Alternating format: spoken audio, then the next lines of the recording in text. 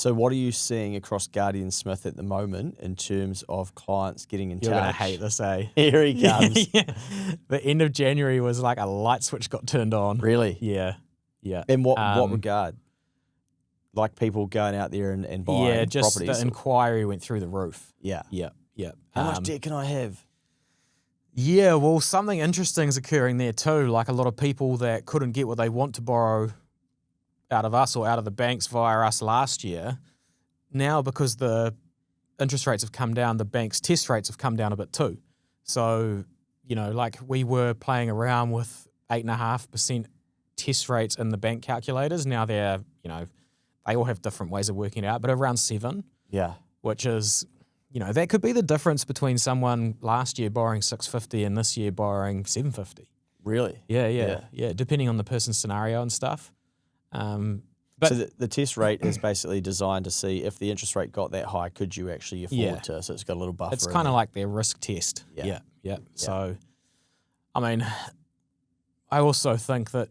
what about the debt to income calculations? Are we touching those yet? No, not even close. In certain scenarios, but it's also... The banks have a certain capacity that they can allow to run over as well. Oh. So at the moment, obviously, because it's such a tiny amount, sometimes the bank are sending it up to their credit team and being like, yeah, we'll take this one on. They look like, good clients and they've got good jobs and good futures and all of that character stuff. So I do think later on in the year, we'll be having quite a lot hit that threshold, and it'll be interesting to see when it kicks in. And it'll be interesting to see what my job's like then. Yeah. So at the moment, you're seeing people come back to the market and say, hey, we're looking at buying again. We want to know how much we can borrow. Yeah. And then they're straight off to open homes. Yeah. Yeah. And it's really noticeable that it's in the nicer type suburbs and stuff is where the transactions seem to be occurring. It's not in like the, is this offensive? Out in the WAPs, WAPs. In the WAPs. Like Dannyburg or Harwood or something. Actually, the regions go mean. Yeah. Just because everything is affordable. Yeah.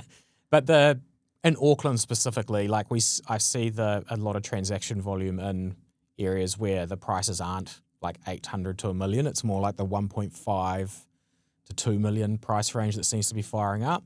And it kind of makes sense if you think about the economy. Like those people have to be earning more to borrow that much and stuff like that. They have to be earning more to have saved the deposit. So they're probably in like a more important role. So they probably don't have any job security, issues anymore. Like that is probably behind us. And with interest rates coming down, they know that like the loan is getting more affordable. Plus they know that they've probably been through the restructure at work or whatever. They're smooth sailing. Yeah. And they're confident. Those are the people that forge the bottom of a market, eh? Yeah.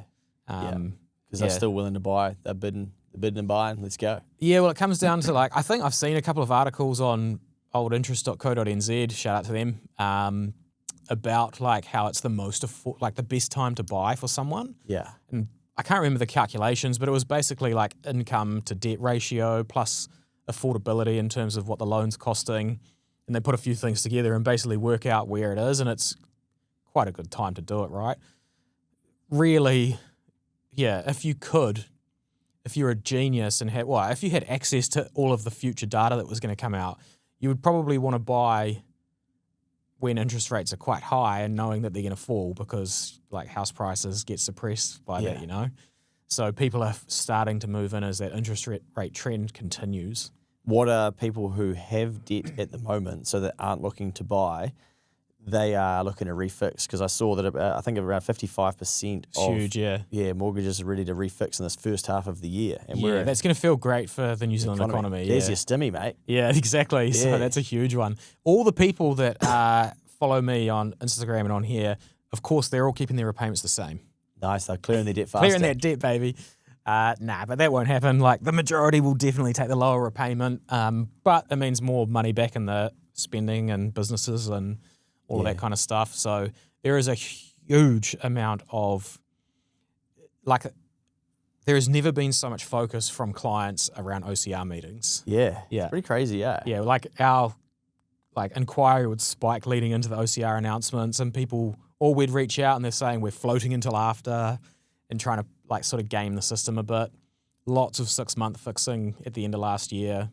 So that they can watch these next OCR announcements. Yeah, like taking the 6 month at the end of last year was the most punishing rate. But everyone was like, I'll take 6 months of pain for the big gain on the other side, even though you don't know. But I guess the commentary around it was so, everyone was so confident with that decision that it's just ended up with like half of the existing mortgages in New Zealand coming up for refix this year. Yeah.